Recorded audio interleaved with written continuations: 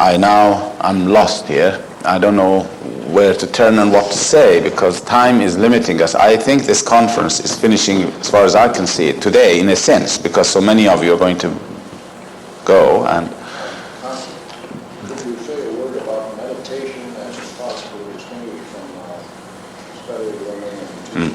Well, I'll make a note of it in here because there are so many points that the friends have asked in here, and I maybe talk about all of these things.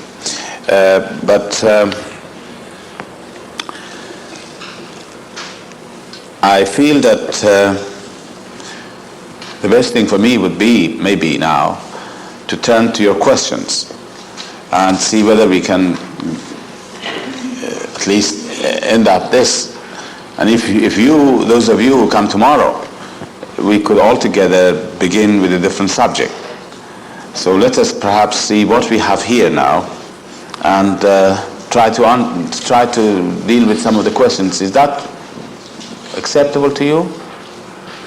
Now, what I have said so far about teaching and this afternoon, if you have any questions that you even want to ask now, I can make a note of them in here and then we'll see how we can fit them in. Anybody else has any questions? Yes?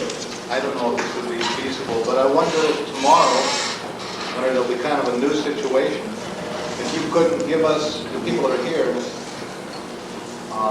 a mini version perhaps of that teaching seminar you give in Europe? Well, maybe. We'll make it. We'll see.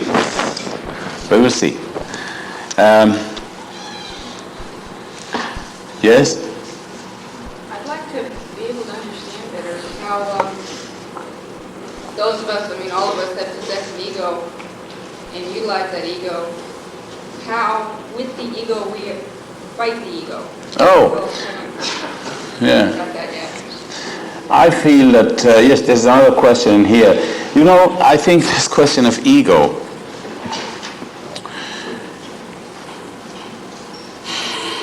you were here when I was telling you the story of the drop on the ocean? Oh, this is why. Yes, you see, the story of the drop on the ocean is this. I'll repeat it for you. This is a story of a little drop of rain, they say, was falling down from sky, from the clouds. And it was very proud of itself because it realized that it was the water of life. And water of life is very, very precious.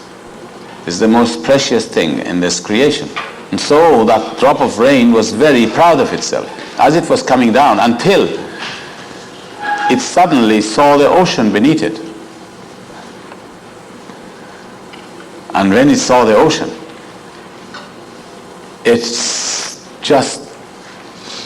saw its own insignificance. And it shouted and it said, if this exists, then what am I? Up to then, he hadn't seen the ocean, you see? And when it said this, the ocean attracted it to itself and made it part of the ocean, became a part of the ocean. Now this story is very apt in here. We are all like that drop of rain. And the self is that call, is that voice within us, which you call it ego, which is proud of itself. Not until we see the greatness of the revelation of Baha'u'llah that I was talking about yesterday again. And that is a very important key. Not until we see that. Now again, if you were not here yesterday, maybe sometime you can refer to some of these tapes. We talked about this. Or those of you who will be tomorrow, maybe I can read for you some passages which you can see what a tremendous revelation this is. Not until you see that great ocean and recognize it, we will not become humble. Humility, true humility really comes then when you see yourself as utter nothingness. Then the self will go into the background. Yes?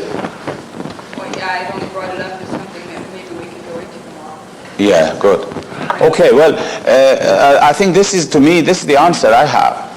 We must, not until we recognize the greatness of this revelation and turn to him, we turn to him with a feeling of awe and wonder, can we recognize our own impotence? And then the self will disappear, or will not completely. We cannot destroy the self. We must not destroy the ego. If the ego is there, you cannot destroy it as long as we live here.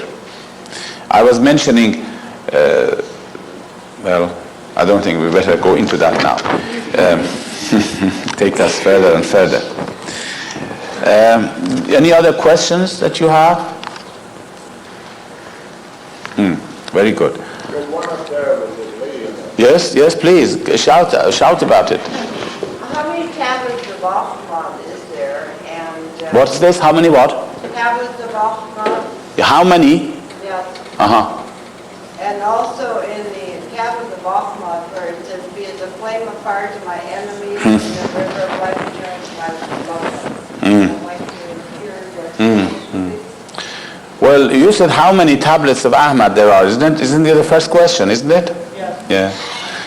Well, there are several tablets which are written for people called Ahmad, but they were different people. You see now? There is one particular which is very famous. That's what you say. There is another one which is also famous, and Shoghi Effendi has translated parts of it in the gleanings, parts of it. Although his name does not appear as Ahmad in that particular part, but that's another tablet. And there are other tablets which are written for other people called Ahmad. So it's not easy to say how many tablets of Ahmad there are. There may be several, depending on the number of people whom Baha'u'llah had written to different Ahmads. Ahmad is a very common name. But there are two which are very famous and well known amongst the believers. One is the one we always read and call it the Tablet of Ahmad, and most believers are familiar with it. The other one is an Ahmad who was very different type of a person altogether than the other one. One was the embodiment of purity and sanctity, and the other one was the opposite. And Baha'u'llah wrote to both of them. The one that we read, of course, is that Ahmad who really was so detached from the things of this world that Baha'u'llah has given him such a great station. Now, when you say that Baha'u'llah has said that be as a flame of fire to my enemies and a river of life eternal to my loved ones, well, it is not necessarily meaning that when you see the enemies you have to burn them up and destroy them. This is not what is meant. It's really meant, you see, a fire always in the writings. A fire is an instrument by which you can tear up and burn the veils which come between man and God. In the long obligatory prayer you can say, make my prayer a fire that can burn away the barriers between me and God. So that when Baha'u'llah says that you should be as a flame of fire to my enemies, in one sense, he could say it means that you should burn their veils of ignorance. Fire also warms up the hearts of people, That's another thing, to warm them up. So that there are various tablets of Baha'u'llah in which he has in fact used these symbols very clearly. He has said in some tablets, for example, Baha'u'llah says to a person, he says, be as a flame of fire and with it warm up the hearts of people. So from these words you can deduce that it's not meant that you should become fierce with people. In fact, in one of his tablets, Baha'u'llah has made it very clear that we should never interpret anything in his writings into that state of fierceness and rising up against other people. He has mentioned that, and I've actually, I think, quoted it in his third volume of the Revelation of Baha'u'llah when we are describing the fire tablet. Baha'u'llah says, do not use those passages which I have used in the fire tablet as a pretext to rise up and to destroy people's lives or otherwise to become an aggressive person. He says, these passages we have revealed in order to indicate the sufferings which have been inflicted upon him. And that he says in this dispensation, we must be always loving people, even our enemies. This is the teachings of God, and it will never be changed. It is the eternal teaching of God. If that was what was in your mind, perhaps this may be the answer to it. All right? Yes? I have a crucial question. Oh, a crucial questions we can't answer. To myself. Oh. The tablet of Ahmad and the fire tablet, are those to be, this is in relation to prayer on the one hand and reading the writings on the other. Are those, would you say those are reading the writings or praying? You know, we cannot really here draw, there is nothing hard and, what you say, there is nothing absolutely hard and fast rule that you can say this is one and that's the other. There are many prayers which are like tablets. There are many tablets which are like prayers, half of them. So that we, again, remember, everything depends on your intentions and your heart. I can assure you that if every morning you read the prayers and thinking these are the writings, that will be acceptable to God. Of course it will be. You know, God is very, very forgiving. And He looks at your motives more than anything else. But I think this, you can't draw a line between it, and I think that both of them are correct. In the volume here, 3, I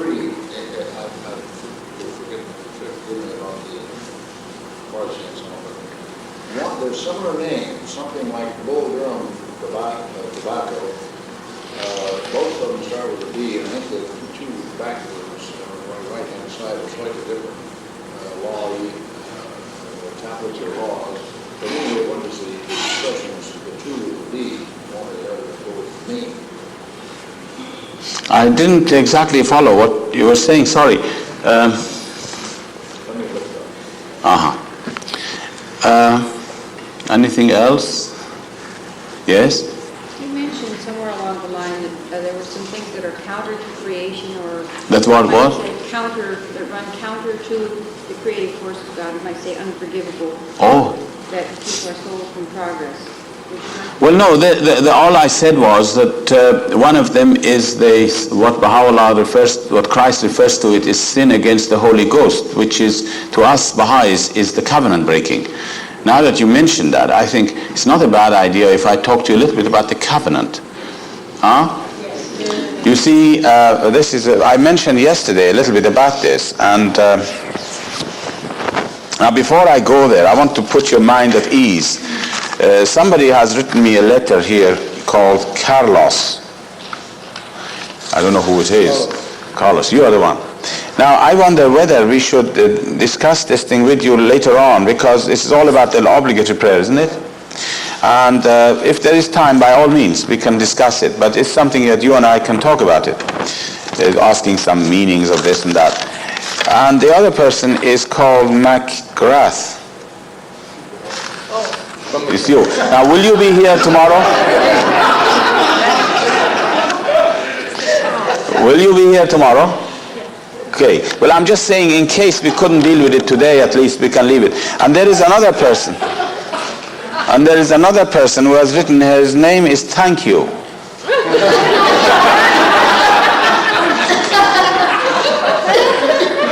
Now, and this is about process of the lesser peace. Now, I'm just wondering whether that person will be here tomorrow. No, but I can tape it. It's my wife. Oh, you will be here tomorrow? Huh? Yes. You will be, oh good. Well then I like always to put the questions away. And that's how we did it. Right, successfully. Now we can talk, you are coming, yes? Yes. Danya, Maui Danya. Yes? Yeah, what is the part? It says here, the tablet of the world. Yes. But do you recognize a similar expression with a different meaning or a different tablet? No. Okay, well, forget that. I mean, the question is, in the index, you failed to translate Taherzadeh. Oh. I didn't translate it, no? Well, that's my problem. Effulgences. I'm glad I'm not infallible, you know. I make a lot of mistakes. That's a great relief, actually, when you know that you are not infallible. I find it very good. And it's a great relief. And that's one of the bounties of God, really, that he has made us not infallible. And that we make all these. Well, friends, I think it's not a bad idea if we talk about the covenant. But before I talk about the covenant, there's one subject that maybe we can talk about it now, and that is to close the materials that we have been discussing so far about reading, saying the prayers, reading the writings, teaching the faith, and we said how important it is, and as we go do these things, our faith will grow. And I mentioned that we must not become rigid in anything in life. We should not become rigid. These are the basic principles that we have to observe. But you know, if you didn't today, you will do it tomorrow. Don't be worried about it. Although tomorrow may never come, that's another thing. But and don't keep me responsible now and said that you told us not to do it today. And but all I'm saying is this: that we must become very much assured of God's bounties, which will come to us if we take a little step towards teaching and towards reading. God will help us enormously. And I mentioned that you could examine, you could test these things. You could test Baha'u'llah and see how much he will change our lives. I've heard many friends have come to us and told us the same thing, that since they have been putting these things into practice, that they have been reading the writings religiously. I told you like the story of the Irish girl I mentioned to you yesterday in Paris. Do you remember? Now, these people are so much out of the problems of this world, that all the problems are no longer on their shoulders. They just feel a new person. They feel relieved of all things because their reliance is on Baha'u'llah. Although they may go through a great deal of suffering, but they know that this is a marvelous thing, and they endure it and they love it and they grow in the faith. So that all these points that I mentioned yesterday, the reading of the writings, the saying of the obligatory prayers, the living of the life, the teaching the cause, and the pioneering and making more local assemblies, really, these are the basic works which will help us to grow, and our faith will grow. But then there are dangers. Now I'm going to mention some dangers for you here. Dangers. You know, if you possess a very nice thing, there are thieves who are ready to take it from you. If you have a beautiful treasure, there are thieves. There are some very dangerous robbers, highway robbers, who can rob it of you. Now that I'm talking of highway robbers, I remembered of a story which might be a good thing to hear it. Highway robbering. Do you know what highway robbering is? You've never been involved in it. Highway robbering is something which happened in the East very much. And when I was young, we used to go through it all the time. When you travel from one town to another, there are big deserts around. And these deserts, there are certain areas that armed men are there, bandits you call them, and they attack caravans and people who are traveling, and they will take all their things from them, everything they have. I think you had them in America years ago. You've forgotten the practice, huh? Nowadays, you don't do this, but in the old days, they used to do that. Now, in these highway robbers, there was a highway robber who somebody talked to him about the faith, and this is not a made-up story, really, and he became a Baha'i. But in those days, there were no local assemblies to help us. He just taught him the faith. He accepted Baha'u'llah and became a believer, but he continued in his work as a highway robber, you know. He was really, sincerely, he was doing his job very well.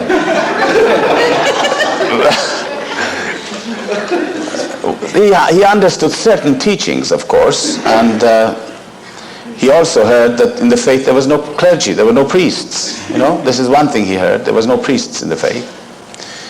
And he was very happy about that there were no priests, because after a year when he met this Baha'i and he told him, how are you doing? He said, he said, my business is going on very well. In fact, it's much better than last year. Because he said, when I was a Muslim, I would never rob a clergyman, but now I do.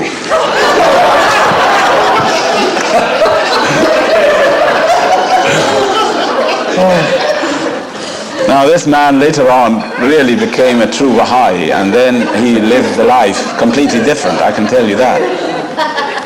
We all change, you know.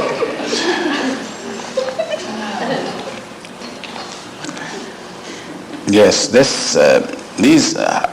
we were talking about highway robbers who robs you of everything. Now in the faith also, in our lives, there are very dangerous robbers for every one of us in our lives. Which we have to be very careful. Once you become a Baha'i, and once you grow in the faith, and once you do all these things we mentioned, you have to be constantly watching. And it's a constant watching in the same way that you, I don't know what you do here, but in our countries we have burglar alarms and all kinds of things to protect us from this. Now there are I'm going to mention three very dangerous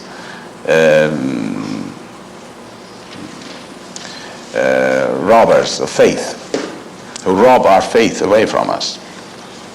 The first one who robs it, and is the very dangerous one, is our own self. Again, an ego that we were talking about. That is the most dangerous thing, which can constantly direct us towards the animal world, the animal nature.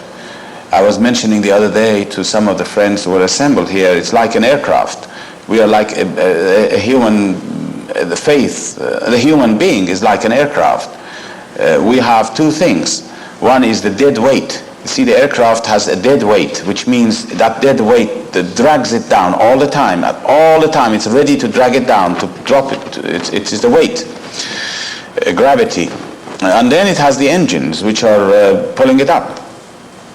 Now the minute the engines are stopped, immediately the dead weight will pull the aircraft down, and it will not wait and say, all right, I'll give you 3 minutes. No, immediately it pull it down.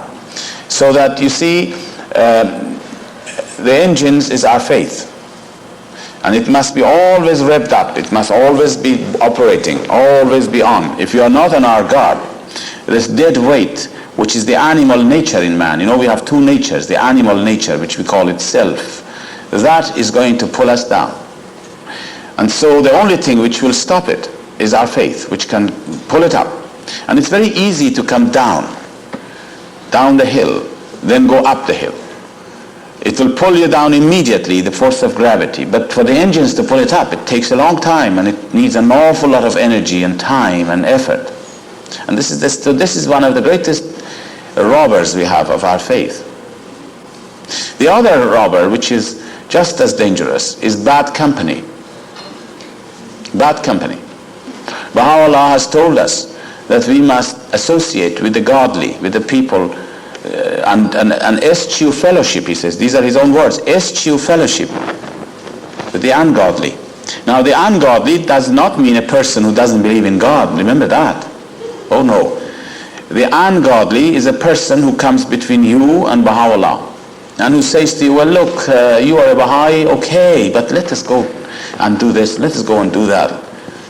Directs you to do things against the teachings of the faith. I've seen many people who become Baha'is, young people especially. The young people are more targets for this, much more than the older ones, in schools, in colleges, in society. I've seen some young people who come into the faith with great joy and excitement, and after a month you hear, where are they? Oh well, this boy had a friend and is involved with the friend, and that's it. He's gone. The friend has pulled him the other way. The ungodly does not mean a person who doesn't believe in God, is agnostic or atheist. The ungodly may be a person who confesses in a very religion in a very sincere way. But a person who is an agnostic and an atheist may not be an ungodly person. He may be a very good person. And in fact, most of them are very honest people, very good. Most people who become agnostics or atheists, I think they're very honest people. they find that religion has been so misrepresented and so distorted in their ways by those who confess to have a religion that they have just said, we don't want this. This is very honest. So this is the second dangerous thing that could rob us of our faith, really. We have seen amongst the young people, so many young people who have been destroyed, completely gone away because of this bad company, completely destroyed. People who were brought up even as Baha'is. And then the bad company, they got in contact with so many bad associates, and then they took them away. And the other one, finally, the third one, another thing which I'm sure doesn't happen in America, it's gossip. Really, backbiting. This is something which is, we must always talk good of the people. Always talk good of the people. Talking with people, somebody said, when do we draw the line? We can always talk about people, but when can we say it is backbiting? You know, sometimes you talk about people. When does it become backbiting? I thought, I said to him, when you begin to enjoy it, it becomes backbiting. You know. Really, that's what happens. These three things, I think, are just enough for us to concentrate on these points and try to guard ourselves against this. We must always talk good of the people. Beautiful. Every Baha'i is so beautiful because the power of faith is working within that person. Because as I said this morning, well, we are related to Baha'u'llah. I am only related to him by name. That's all I can say. But that's a tremendous honor, tremendous. Well, now, having said this, let us go a little bit to the subject of the covenant. I wanted to mention, maybe have about half an hour here and talk about covenant. Again, yesterday we touched upon this. I mentioned that Baha'u'llah brought for us a great ocean of his revelation, a real ocean. In the dispensations of the past, the manifestations of the past, they brought also the Word of God. But in relation to what Baha'u'llah has brought in this day, it was not an ocean, it was a small pond, you might say. But they brought the water of life. Every one of the prophets of God who have come, they bring with them the water of life. And that water of life, when they are alive, when the manifestations of God are alive and they are with man and they are walking with man and talking with man, that water of life is fresh. It's like rain. You know, the word of God is like the coming of rain. When the rain comes, you become refreshed by it directly. You know, it comes to you and hits you directly. You become refreshed by it directly. But when the rain stops, when the manifestation of God is no longer with us, that water is accumulated then in a pond. That's where you get your water of life. But he is no longer there to rain upon you. He's gone. Christ was here for 3 years. Muhammad was for 23 years. And what he left behind was the Quran, for instance, which became like the pond from which all the people could go and receive this water of life. In Christianity, we have the Gospels, which is the repository of the words of Christ. And it is like a pond of water to which people, the saints and scholars of Christianity, went to it. They took this water of life and they took it away and distributed it and gave this water of life to everyone. This is how other religions grew. In this dispensation, Baha'u'llah has brought an ocean for us, really an ocean. But in the past, when the Prophet passed away, he left this water of life free to people to use it the way they wanted it. Which meant that everybody was free. If you have a pond of water in your house and hundreds of people are at it, what will happen to that water of life? To that water? It will become adulterated because everybody pushes his pots and pans in it and washes things into it, and after a while that water loses its purity. It's adulterated. This is what happened to older religions. the founder of the faith, brought the water of life, but he left it freely to his followers. He said, here it is, this is for you. And the followers really so much adulterated it. They added things to it, to the Word of God. They took away things from the Word of God. They interpreted the Word of God their ways. They pulled it into pieces the way they did it. And so they created sects and divisions. They adulterated it. And now we look at these religions, there are hundreds of sects. It's because man has had the freedom to use this. Now Baha'u'llah has done entirely a new thing altogether, which the prophets of the past had not done. Now why they didn't do it now, this is an important point. You must not think that the prophets of the past did not know. Baha'u'llah, as you know, has given us a covenant, firm covenant. He has put a wall around this great ocean. And he said nobody has the right to touch it. Nobody has the right to interpret it. The other manifestations of God didn't do this. You mustn't say, oh, well, they didn't do it because they didn't know. This is far from the truth. The reason they didn't do it was because mankind in those days were not mature enough to be held responsible. Because once you have a covenant, you will have to be responsible. In the same way that I was giving you the example of a child rolling in mud, coming back with his new suit of clothes. He rolls in mud and he comes home. Well, he's not to be held responsible. Only when he grows up, you can give him responsibility. You give him a new suit of clothes, he goes back, he goes out, but if he rolls in mud, as I said, he will be in trouble. So you see, mankind had not reached the age of maturity to be able to hold on to the terms of a covenant, which is very disciplinary in its nature. You do not have to interpret the words of God. This is a great discipline. But in the past, they did. And so different religions in the past were divided into sects. And yet those sects grew together. For instance, in Christianity, you will see that in the early days, the Christian faith was divided into 3 or 4 major sects. But each sect grew upon the tree of Christianity. Each one drew its sustenance from it. You couldn't say one of them didn't draw the sustenance from the teaching of Christ. It was like a tree which had several branches. But today, it's different. Very different. There is only one branch. And anyone who deviates is cut off. And when you cut it off, you don't have to fight it. It will dry by itself. Now in this dispensation, as I said, Baha'u'llah has brought for us an ocean of revelation. But he did not give that revelation to us directly and say, all right, this is my revelation, I brought it for you, I give it to you. He didn't do that. He brought it for us, but he didn't give it to us. I think we mentioned that somehow in passing yesterday, in reference. He didn't give it to us. He gave it instead to the person of Abdul Baha. And Abdul Baha became the container of the revelation of Baha'u'llah.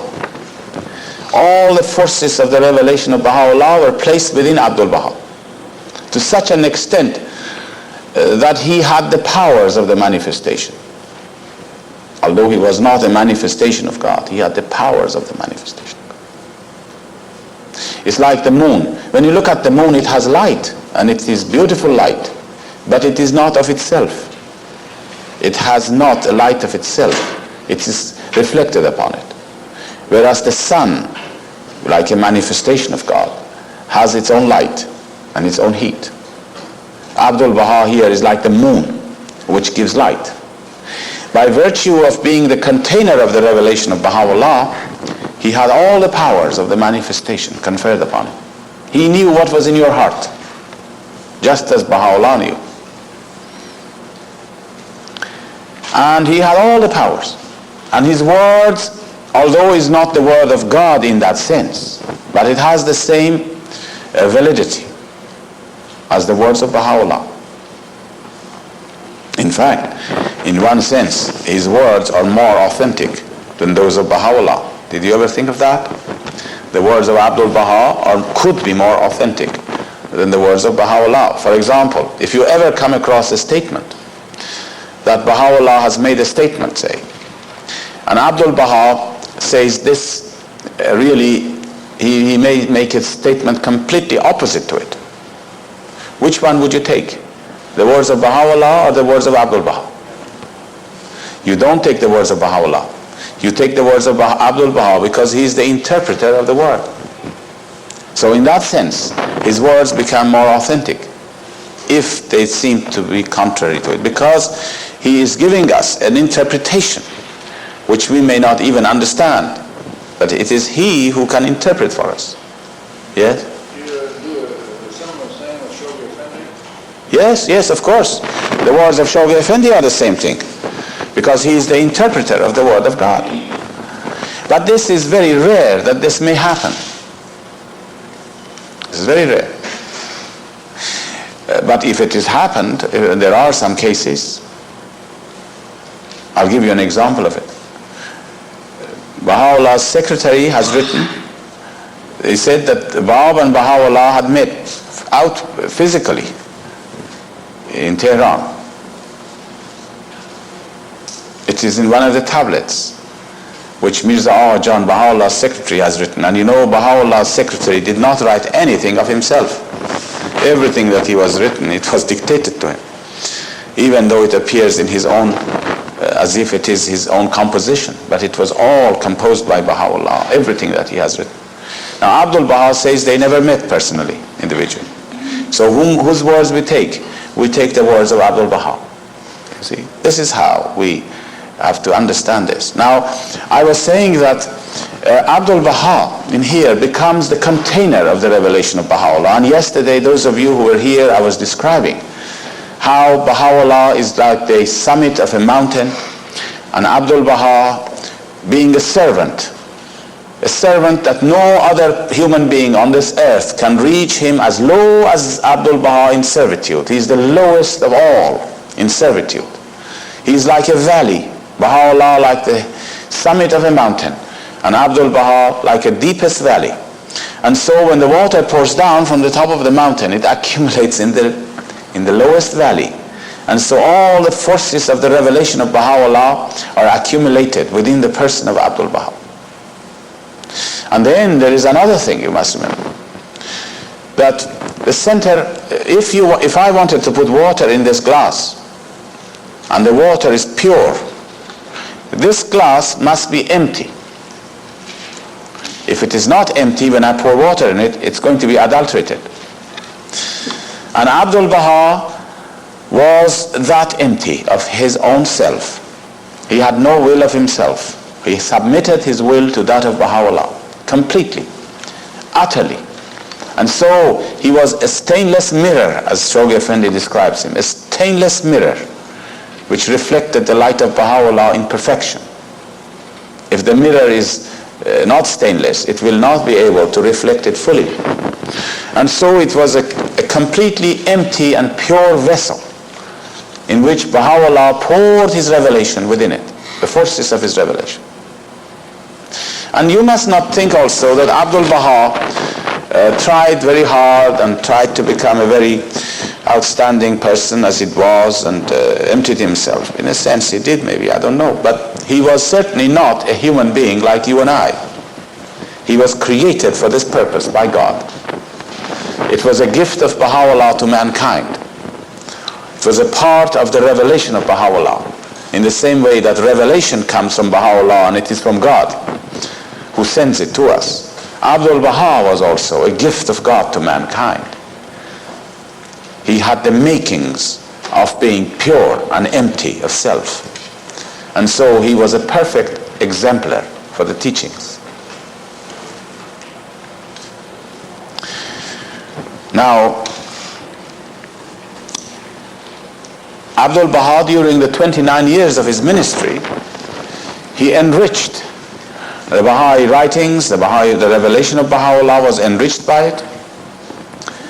He expounded it, he explained it to us, he put it in simple words for us, he guided us, he helped us how to live up to those teachings. And then, of course, as you know, here comes the story of self again comes up. This ambition, this ego, as I said, is the greatest enemy. There were people who had ego, great ambitions to become leaders. And when Baha'u'llah passed away, and Baha'u'llah told us very clearly in his will and testament, he said, everything I have brought is within Abdul Baha. I'm paraphrasing his words or paraphrasing the thought even. But this is what he said really. Turn to him for anything you want. Outside him there is nothing. And yet there were some ambitious men who as soon as Baha'u'llah passed away, thought now the field is open for them. And they wanted leadership, just like religious leaders. You know, today we have plenty of them. This shouldn't be a surprise to us. Today the world is full of leaders. Everybody wants to become leaders. So you see how much, we have a lot of ambitious men. Now I'm not saying that in government, whatever they do is not our problem. They're not worried about that. They are all ambitious, okay, let them be. And I don't think that it is bad to be ambitious in your work. Why not? You want to be, if you're doing any work, why don't you, we should do it in such a way that we become distinguished. We progress, we go higher up in your work. This is not a bad thing, provided we do it in the right way. And not to try to kill a lot of people on the way, but do it in the right way. A Baha'i who is working, whatever your profession, you must try to perfect it. You must try to be distinguished. If you're an engineer, be a distinguished engineer. If you're a doctor, be a distinguished doctor. If you're an administrator, why not? But we are saying in faith, in the faith of God, there is no room for ambition. And these ambitious men wanted to become leaders. There were so many of them. So many of them. And most of them were outstanding teachers of the faith, who thought this is the opportunity to rise up and break up this faith, like the old days, into sects. And so they began to attack the center of the covenant, like men who come to attack this great wall which Baha'u'llah has placed around this ocean. They wanted to get through to this ocean, but they didn't succeed. And at the same time, I can tell you, it brought so much suffering to the person of Abdul Baha that not until you study the history of that period, and maybe I don't think that history is yet really compiled, of the history of covenant breaking during the time of Abdul Baha, in English anyhow. When you read that history of the covenant breaking and the sufferings which were inflicted upon Abdul Baha, you will not believe it.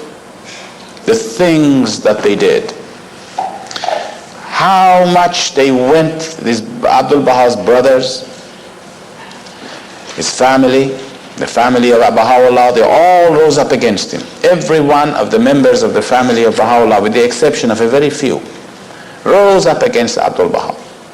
And then hand in hand with some very outstanding teachers of the faith for many years, not only misrepresentations, but so many times they plotted to take his life. They did everything to humiliate, to misrepresent, and to dishonor him. All the time. This was going on, the intrigues, they were going on all the time. Now it's beyond the scope of our discussions here to even go into it. If ever somebody can study that, you will find that no human being can ever go through so much opposition and afflictions. And yet Abdul Baha dealt with it personally with loving kindness, but for the community's sake with great firmness. And he said, those who were the breakers of the covenant, those who have arisen to destroy the cause of God, he announced them as covenant breakers, and we do not associate with them. That's all we do not do with the covenant breakers. You do not hate them, you do not fight with them, you do not try to destroy them, but we just do not associate with them. And this is a very important principle. Abdul Baha said it's like a disease, infectious disease, which the doctor will isolate you. I mean, this happens in life. The doctor isolates you if you have an infectious disease. And this is Because he said, if 1,000 healthy people go near that one defected person, that diseased person, they're all going to take this disease. 1,000. That one person will not become better by associating with 1,000 healthy men, but 1,000 healthy men will become affected by one person who is diseased. You see, this process of covenant breaking, which did not exist in the past, they existed in the past, but that it was not dealt in the past. Nobody had the power, the authority to deal with those who break the covenant. Those who broke the covenant, if there was such a thing as a covenant. In Islam, there was a verbal arrangement or a verbal statement which was made by Muhammad describing who should be the follower of Muhammad, who should be succeeding Muhammad. But his followers divided, and they disagreed, and they divided into two major sects. But they were both growing again. You know, there was no question of cutting anybody off. They were both Muslims of different sects. But in this age, anyone who have risen up against the center of the faith, he is cut off. He's cut off. And I will explain to you this process of covenant breaking and the process of throwing away somebody out of the faith, cutting him off, as I said, like a branch which deviates and you cut it off. And when you cut it off, it drops on the ground. And for a few days it may be green, maybe a little life in it. But eventually it will perish. We don't have to fight them. We don't have to hate them. We don't have to do anything. But we do not associate with them. And the best example, again, to know this is to look at your own human body. The human body is the best example. If you look at the human body, you will find that a healthy person can always withstand any disease or germs or anything which comes from the outside.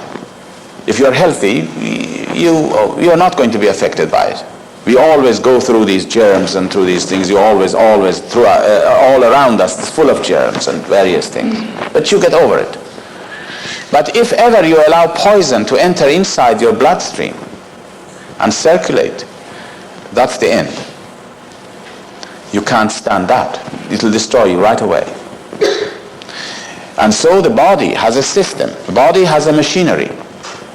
The kidneys, this is the work of the kidneys.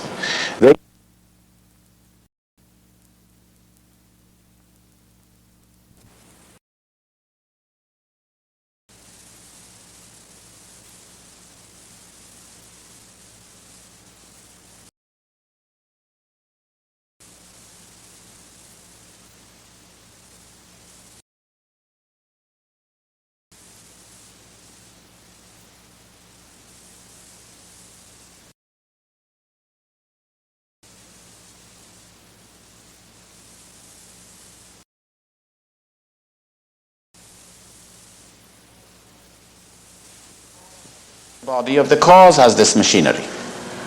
The hands of the cause, it's their function. To be vigilant, and if there is anyone who is a poison circulating within the community, they'll throw him out with the approval of the House of Justice today. In the future, they will devise a different system perhaps. But there is a machinery. And it does not mean that anybody who opposes the faith in some ways, you throw him out in that way and you call him a covenant breaker. A covenant breaker is a person who opposes the center of the faith actively. For instance, you may find a person who says, look, I am not a Baha'i. I was a Baha'i, but I'm not a Baha'i. Okay, this is not a problem. You withdraw his name. And in fact, you will love him and you will help him. You will associate with him. Or a person may have broken some laws and his voting rights is removed from him. Still, you can associate with him. There's no problem there. He will one day may come back again into the faith. But the covenant breaker is a person who actively opposes the center of the faith. For instance, he says, I believe in Baha'u'llah, but I don't accept anything that Abdul Baha said and I'm going to oppose it.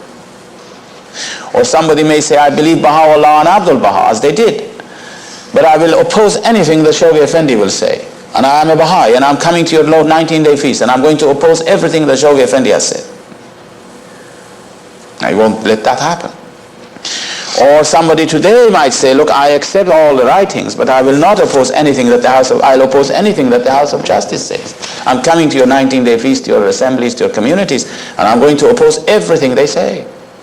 Well, this is the poison which is trying to circulate inside, and this we will not allow to happen. It's like a cancerous disease which happens. Sometime you may go and the doctor says, I must cut your hand off right away. You won't object to that. You will welcome it. You say, all right, cut it off. Why? Because you know that if that cancer is allowed to remain there, it's going to destroy you. This is exactly what covenant breaking is. But fortunately, now we live at a time that we are talking about covenant breaking. Very few of them exist today who are opposing the House of Justice. Very few of them. And they are so, we are not worried about them. We are not doing anything with them. We are just leaving it to themselves. And as I said, we don't hate them. We don't associate with them. If they write me a letter, I will not answer them. I will not read it. I'll throw it away. It's poison.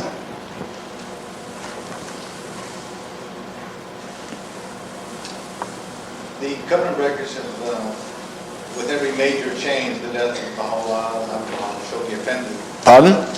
The covenant breakers have arisen with every major change, with the death of the central figure. There won't be any more of that. The House of Justice won't die. It'll be the same thing it used to. I don't know. Can it be? I don't know. There may well be. There are still some who oppose the House of Justice. I think as long as Shoki Effendi mentions, he says that in every faith, people arose and divided religions into sects. They violated the covenants. In this age, he says it's the same. People have violated the covenant, and in fact have violated it much more vigorously than at any other previous dispensation. But he says the difference, and therefore probably this covenant breaking may be there till the end of this dispensation. But he says the distinguishing feature of this faith is that they have not succeeded in bringing division. They have dissipated themselves. And this is the true history of the faith. All of those people who rose up against the faith, where are they? Those covenant breakers of Abdul Baha, they're gone and forgotten and finished and part of the history. If you want to go to Akka to find out the grave of Muhammad Ali, who was the arch breaker of the covenant, you won't find it. You don't know where he is, even buried. If you go to those hundreds of people who rose up against Shoki Effendi amongst his family and others, where are they? They're gone, finished, completely finished, without doing anything to them. They're gone. And today there may well be a few here and there. But one thing which is sure is that the cause of God will not become divided into sects. If you look at the history of other religions, you will find the sects were created immediately after the Prophet was gone. The body of Muhammad wasn't buried yet, that his followers were divided into two major sects and the fighting broke up amongst them right away. In this dispensation, this is why Baha'u'llah says this is a day that shall not be followed by night. Now I will explain to you in another way what covenant breaking is, just on a basis of nature. In nature, what is in nature covenant breaking? Just to explain to you by using the laws of nature. As I said, from nature we learn everything, really. First of all, do you know that, look at nature, you will find always opposite things attract each other. The north pole of a magnet and the south pole of a magnet are opposites. They'll attract to each other. But the two similar poles, they repulse. If you bring two north poles of a magnet together, there is a force of repulsion.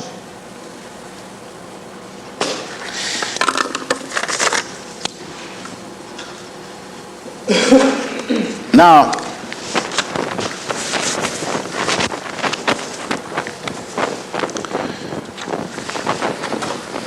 this is in nature.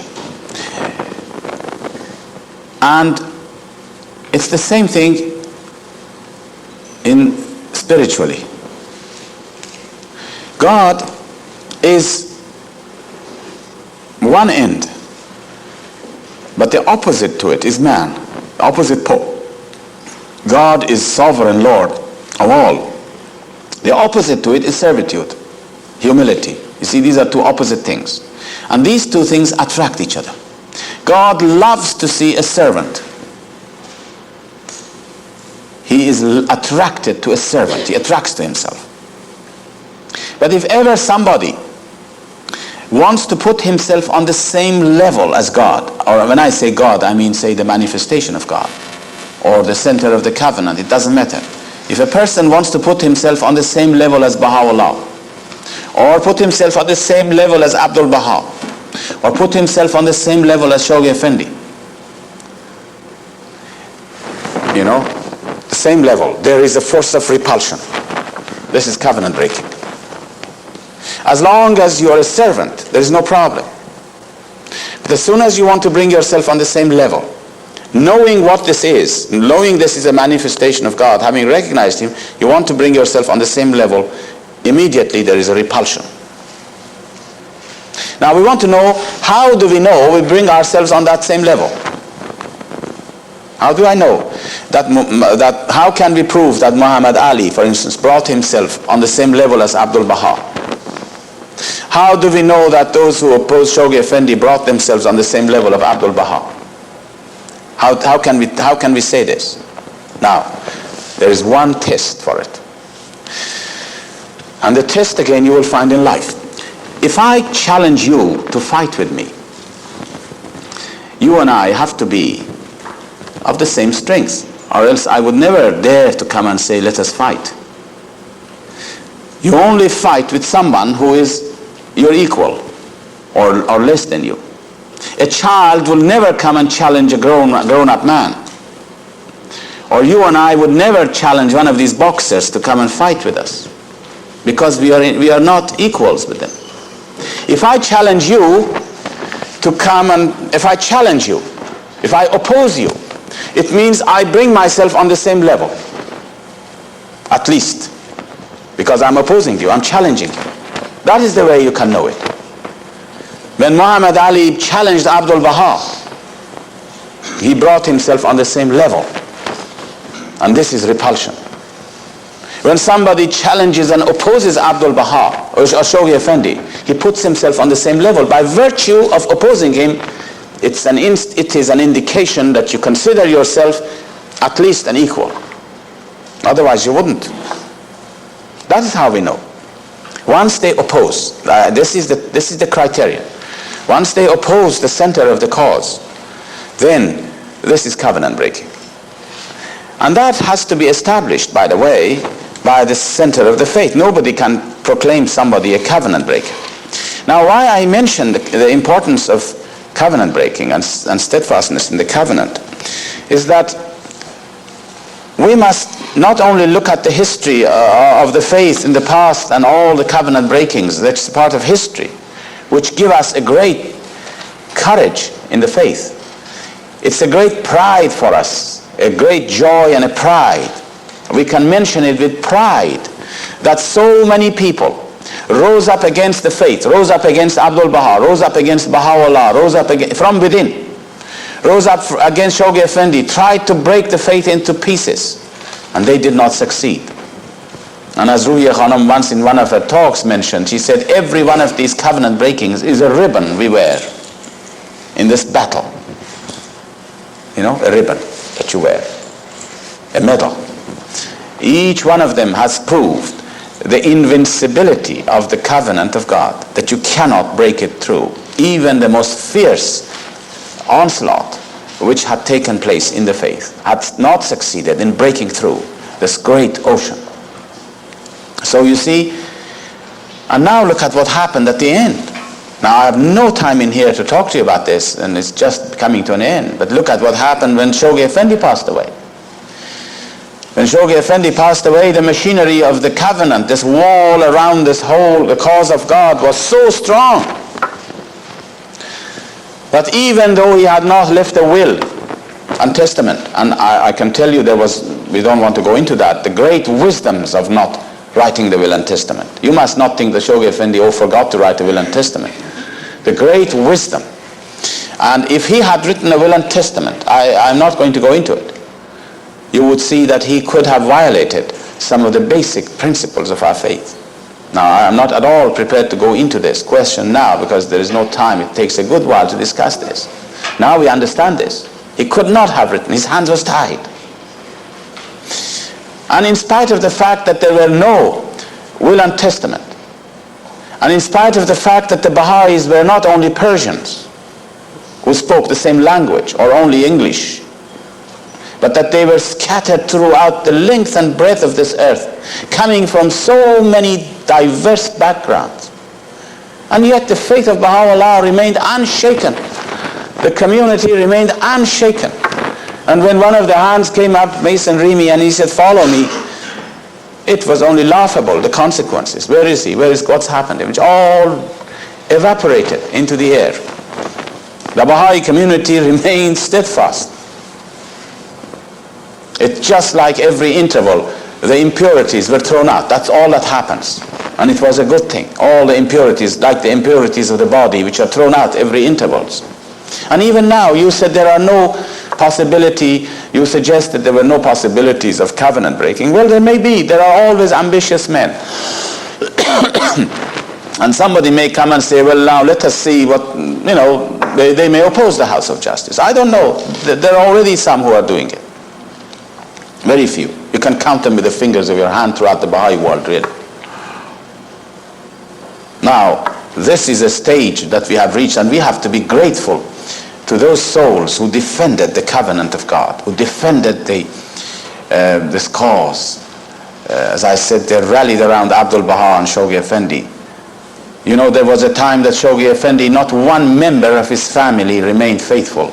Not one member of the family of Abdul Baha, they all rose up against him. And you might ask yourself, why is it that the person now this is the last thing I'm going to say, and we close this meeting because it's getting late. The last thing I'm going to say to you. Often people may ask themselves this question, how is it that of all the people who should rise up against Abdul Baha, were his closest people, his family, his friends, his brothers, why should be that all the family of the master should rise up against Shoghi Effendi? They were the closest to him. You would expect that they wouldn't rise up against him. Now you see, this is a very significant thing to ask. Now the only way I can describe it to you is this, that if you were going to see a great scientist, say you and I were going to see a great, celebrated scientist. Say for instance, if Einstein was alive, we were all going to see him. Let's go and see him. Now either you know mathematics or you don't when you go and see Einstein or someone like him. You either know mathematics or you don't.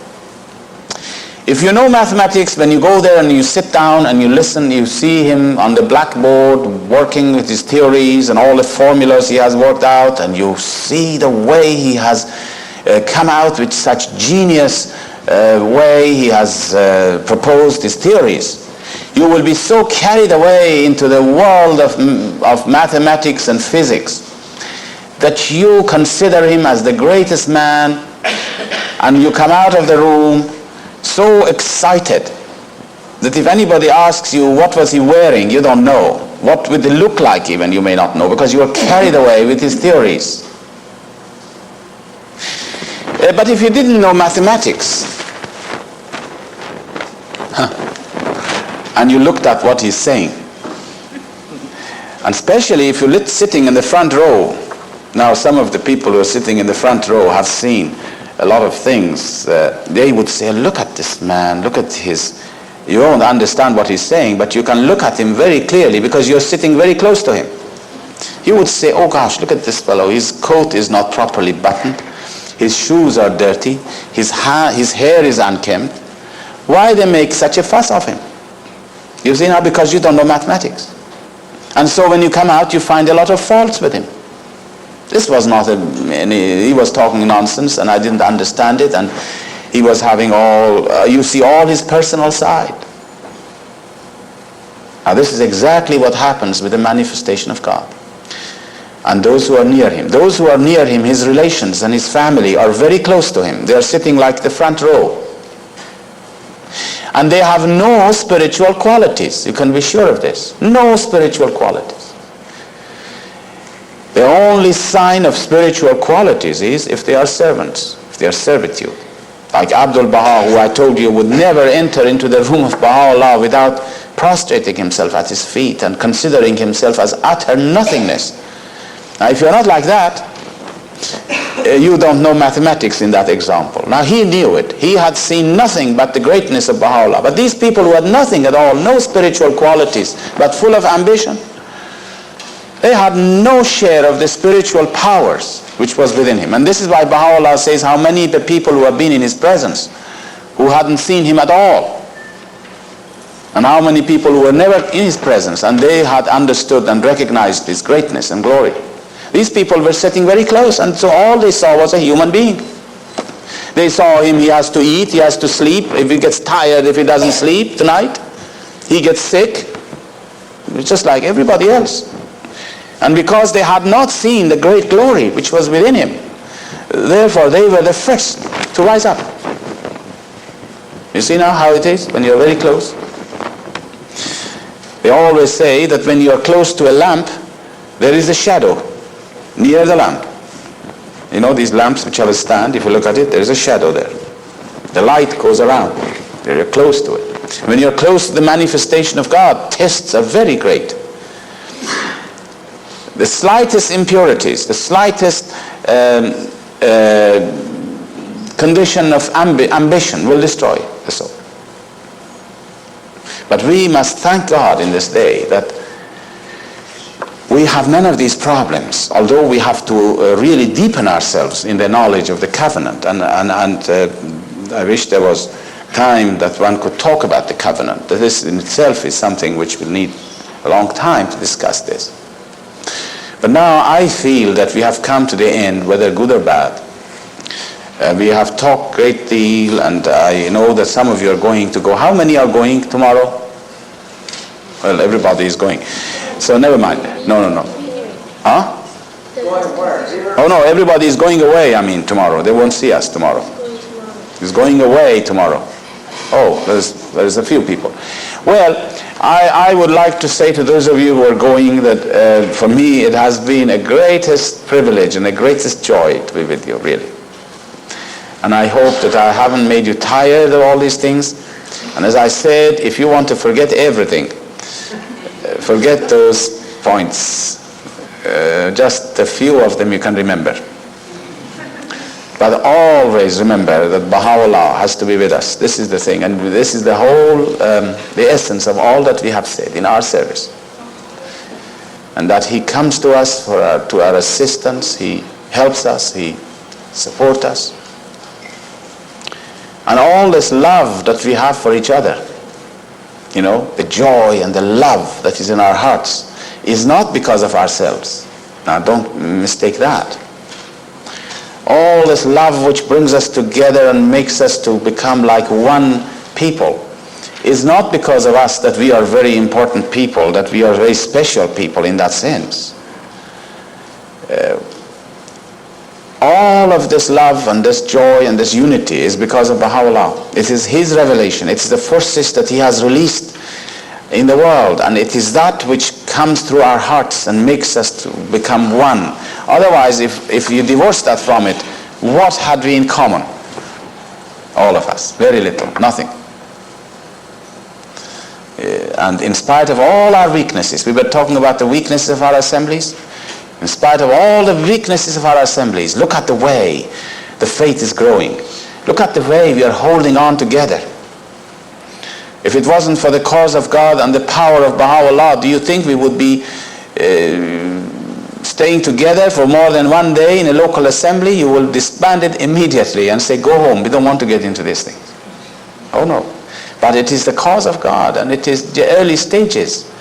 And the only thing which will help us to really become happy people and to see that the cause goes forward is to love each other through Baha'u'llah. Love, if this love is not there, then we have to fight the spiritual battle. If I cannot see everybody with the eye of love and unity, then I have to fight my spiritual battle. And as I said, we must look into each other's faces and see a trace of Baha'u'llah, and then it will all work. Well, One question on terminology. In English translations, Shoghi Effendi talks much of the greater covenant. I think he means that of Baha'u'llah. Yes, of Baha'u'llah. One more God, I mean God. And then the lesser is Baha'u'llah, and so on, through the manifestations. that's right. But besides, at one point he says, sometimes God's greater plan interferes or something, intercedes. Well, so as you see it, the ocean, the immersive subject is sort of come to Baha'u'llah, bigger ocean up above God, and then the previous, maybe the bottom is sort of calm. Well, I suppose you can say these things. I'm asking on your analogy. Yes. Well, the covenant of God with man is something all-encompassing. The covenant of Baha'u'llah is only for his followers. It's only addressed to the followers. And that the plan of God is something overall, which will include all human beings. And Shoghi Effendi says sometimes these two plans will run into each other. Well, friends, I want to say farewell to some of you who are going, and I hope that we will see and hear about you all wonderful things that happens in this country. And I cannot say to you how much I have been happy and delighted to meet with the friends. So, these questions, I'll leave them on this table until tomorrow. Oh no, we are not supposed to put anything here. Okay, well, we'll take them. And so,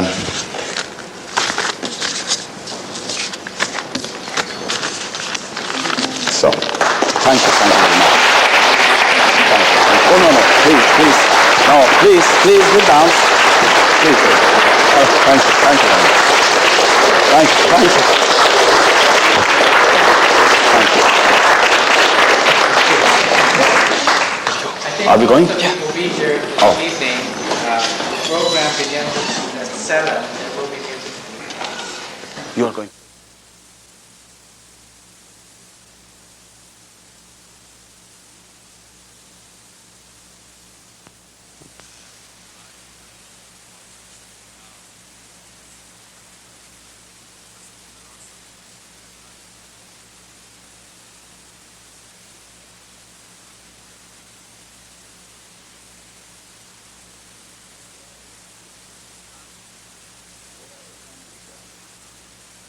Well, thank you, John.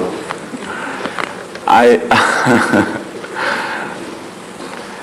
feel that we could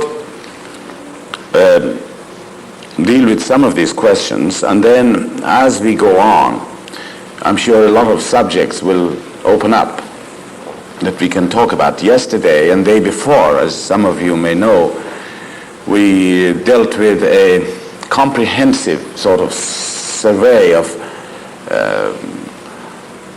the life of a Baha'i. And the theme was, what should we do? How can we live to enable our faith to grow? And I think we still can talk about that, naturally. You can talk around it and about this. But I think this morning I will pick up this question here. Is the person who has written this here? You have. It says, please tell the story. Oh, story about circumambulation. I thought you meant the wisdom of it, or this, or the yes. Well, first of all, I think I will mention this circumambulating, as you know, in the faith. This is a way of showing one's love and devotion to one that you worship as your God, as your Lord. You circumambulate around him, and this is actually a law. This is a principle of nature.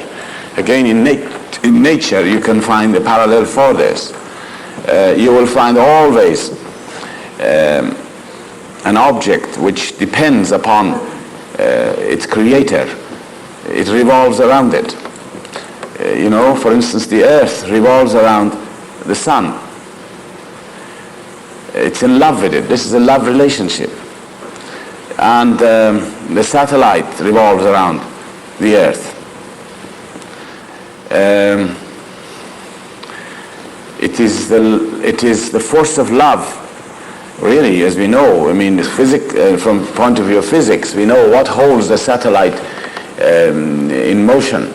It is that force of attraction, which is the love, and the speed of its action that make it circumambulate its beloved. And so it is a law of nature that if you depend on someone as your creator, you circumambulate around it. And this is why when you go to the shrines, the act of circumambulating the shrine is an act of devotion to your Lord.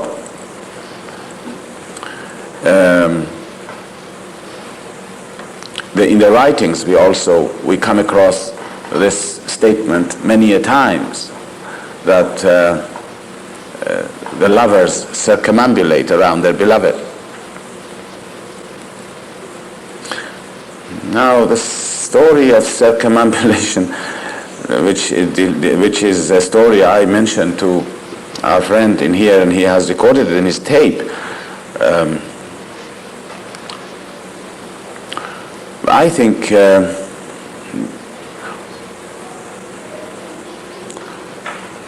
I am always reluctant to talk about these accounts unless it is in writing. I feel we must be very accurate in quoting these things, because when the disciples of Baha'u'llah have recorded such incidents or such accounts, they have recorded it to the best of their ability and knowledge, and all we can do is to translate it and convey it. To try to put our own words to it, it sort of snowballs a little bit. I mentioned yesterday that we must not try to verbally communicate these stories, and this particular story that you have asked me to say, and I don't know how you come to know about it, probably Red must have told you this. He's hiding away there. This is already recorded in the videotape. Well, I will tell you the story, but don't go and tell everybody about this. Really, just keep it for yourself. Because I say this to you. First of all, such stories which relate to us the greatness of the cause, and such stories which relate to us things like miracles, things which sounds and looks like miracles. These things we are not supposed to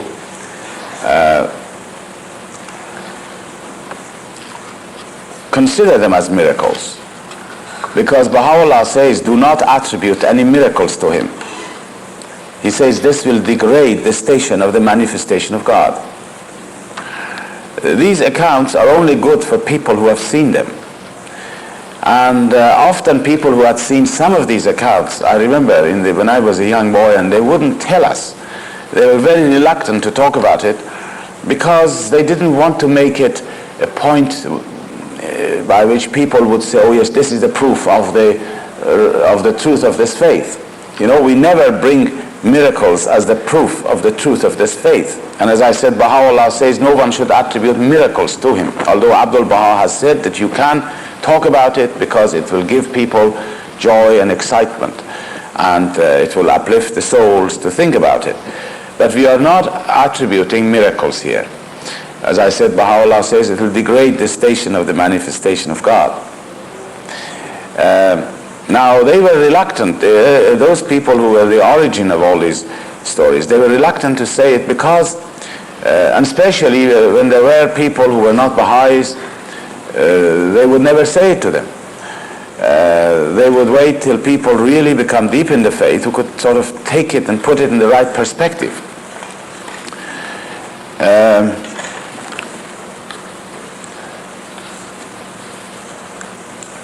Now, I will tell you the story of Baha'u'llah. You know that when Baha'u'llah was in the house of Abud, that's the time that he, as you know, he spent about 7 years in those two houses, which is now called the house of Abud. And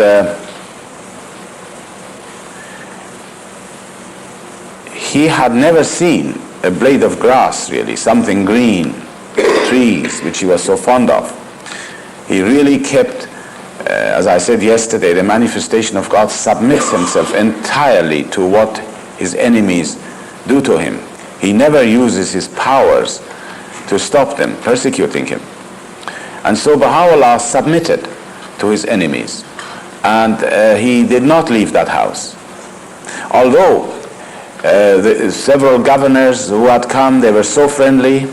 Some of them became so much the admirers of Abdul Baha, and in one or two cases they even met Baha'u'llah in the house of Abud, that they became so much carried away with his powers, and they saw his glory, that they openly said that, of course, Baha'u'llah could leave the town if he wanted it.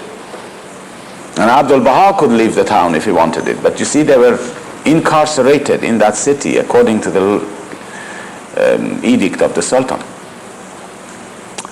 Now, Baha'u'llah had mentioned to Abdul Baha on one occasion that it is 9 years, he said, that he had not seen any sceneries of green and trees and flowers. And Abdul Baha immediately realized that his will now is that he should leave this place. And as you all may have heard, I'm sure he went out and he rented these gardens outside Baghdad, outside Akka, known as the mansion of Mazra'e nowadays. The mansion of Mazra'e, as you see it now, those of you who have seen it, has been developed further since those days of Baha'u'llah. In those days were much smaller and much more primitive than what it is today, but certain basic part of the house is still there. The room of Baha'u'llah is still there, and all those things. Things have been added to it. Things have not really, there's not much change in it, except things have been added to it.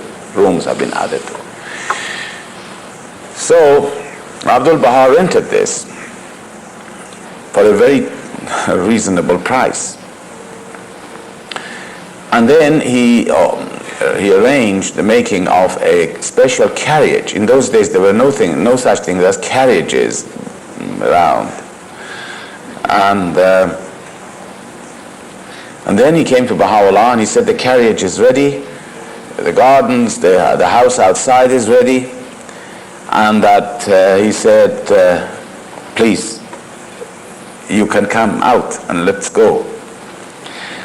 Baha'u'llah said to him, no. He said no.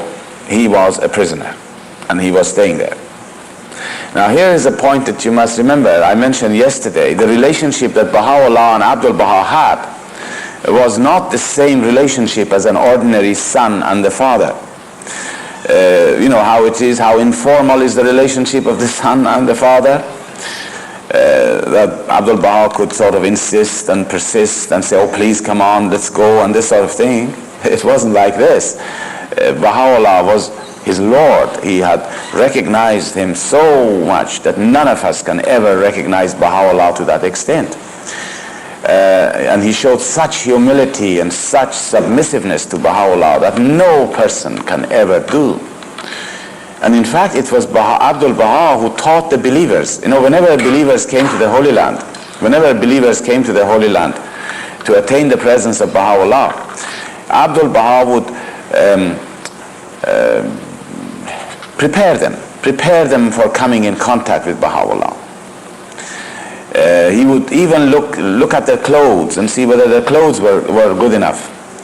And if it wasn't, which in many cases were not, he would give them a new coat, new clothes to wear, so that when they go into the presence of Baha'u'llah, they are very well, you know, they look the best. And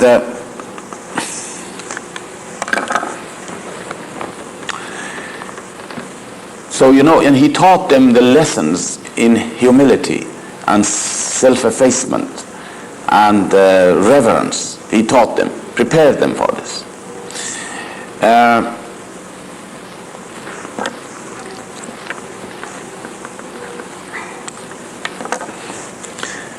Well, so you can imagine when Baha'u'llah said no, he will not go, that he was a prisoner in that house. Abdul Baha could not insist. He could not say any more. But then he decided he better get somebody who is not a believer. He could insist. And so he went along and he saw the Mufti of Akka, which is a religious head of the city. And he was one of those great admirers of Baha'u'llah, this Mufti. A man by the name of Miri, he was Ali Miri. He was a very devoted person. He was really devoted to Baha'u'llah. Wasn't only an admirer, but he really became a worshipper, you can say, of Baha'u'llah. He had seen so many miracles, really, that man, in his life during that short period that Baha'u'llah was in Akka. That he once came to Abdul Baha and he said to Abdul Baha, he said, every time I stand to pray, Baha'u'llah appears in front of me. I pray to him. You see, this is how the influence of the power of God can change the hearts of people. And at first he was a great, I wouldn't say enemy, but he was a very difficult person. He was very much against the faith and the founder of the faith. And he met Baha'u'llah in the barracks of Akka, this man. And he was so proud that Abdul Baha kept on reminding him when he went to the presence of Baha'u'llah that he must change his attitude. And if ever he wanted to say anything, if this man wanted to say anything in the presence of Baha'u'llah, Abdul Baha would say, be quiet, don't say anything. This is how he really enabled him to see gradually the greatness and the power of the faith. And then came a time that this Mufti of Akka became such an admirer of Abdul Baha that if he ever walked with him, he always walked behind the master, which is a very important sign in the East. If you walk with somebody, it depends who you are and who he is. If he is more important than you, you never walk in front of him. You always stay a step behind. And he always walked behind the master. And anyhow, this man came to Baha'u'llah and he said that, why aren't you going to this house outside Akka? And Baha'u'llah said to him that he was a prisoner. He will not go. And he said, he insisted. And he said, everything is ready. You are not a prisoner. No one can keep you a prisoner. And remember, the edict of the Sultan was still in force. The edict of the Sultan was still in force. But, and he said he will not leave Baha'u'llah. He just kept on. He clung to the hem of Baha'u'llah's garment and he knelt before him. And he said, not until he accepts this leaving the house will he leave him. And so Baha'u'llah said, okay. And then, as you know, he went to the mansion of Mazra'e for the first time. And he went in that carriage. And Abdul Baha says, I took him there and I returned back to Akka myself. And so Baha'u'llah then spent mostly the months of summer and the months of when the weather was not very cold, in the springtime, sometime in the autumn, he spent in that house. But he often came back to Akka. You mustn't think that when he went into that house that he never came back. Oh no, he came back many a time to Akka. And after all, Abdul Baha was living in the house of Abud. The mother of Abdul Baha was living there. The greatest holy leaf was living there at the time. And so he often came to the house of Abud. And then, as you know, this mansion of Bahji came into the picture. The mansion of Bahji was completed by the same man who owned the house, part of the house of Abud, a man called Udi Khammar. He completely finished. It was half-built building. Udi Khammar, he finished it and he made it a residence for himself. He wanted to move into this great palace in the outside of Akka. But as you know the details, how the outbreak of cholera took place and how Abdul Baha went along and rented that from him. And Baha'u'llah then moved into that.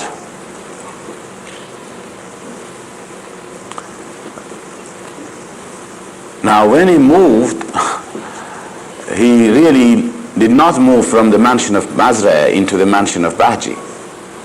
It happened that he was in Akka. When he left for the mansion of Bahji, he left Akka from the house of Abud to the mansion of Bahji. And it was just at the time that my father was in the presence of Baha'u'llah at that time as a pilgrim. And he said that when this building was rented by Abdul Baha, the believers went there along with Abdul Baha and they washed the building with soap and water and everything else, because it is a marble building in the top part of it, and they washed it all and cleaned it for the coming that Baha'u'llah will come into it.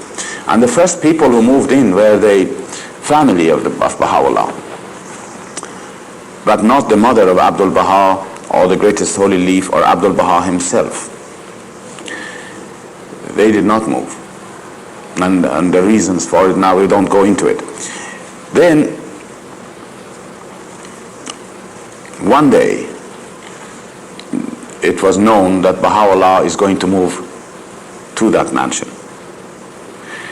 And as you know, Akka in those days did not have any public lighting. The whole area was in the dark at night, absolutely dark. But some Baha'is of India had sent to Baha'u'llah a very unusually large lamp, oil lamp, oil, the wick, the oil. And this lamp was brought into the mansion, and it was put in the hall, and you could see it from distance, a light shining in the mansion. So now this is the background to it. So one day Baha'u'llah was to go and move to this mansion. And my father and Nabil, both of them, were living in a little room in one of the streets of Akka. The street of Akka, called the Suq Abiyaz, means the white market. And when you live in that place, they had a window which was overlooking the road. And the only way that someone can come from the house of Abud to go through the gate and go out of Akka is to pass in front of that house. And so they were standing behind the window, waiting just for a time that Baha'u'llah would be passing in front of their house, in front of their room. And they waited and waited until near sunset, before sunset. And then suddenly they saw that Baha'u'llah was then riding a donkey. It was very custom. This was the only way in those days. It was not the carriage, just a donkey. And behind was Baha'u'llah's servant, about 10 yards behind him, he was riding on his donkey. And the two passed in front of this room. And as soon as it passed and they saw him,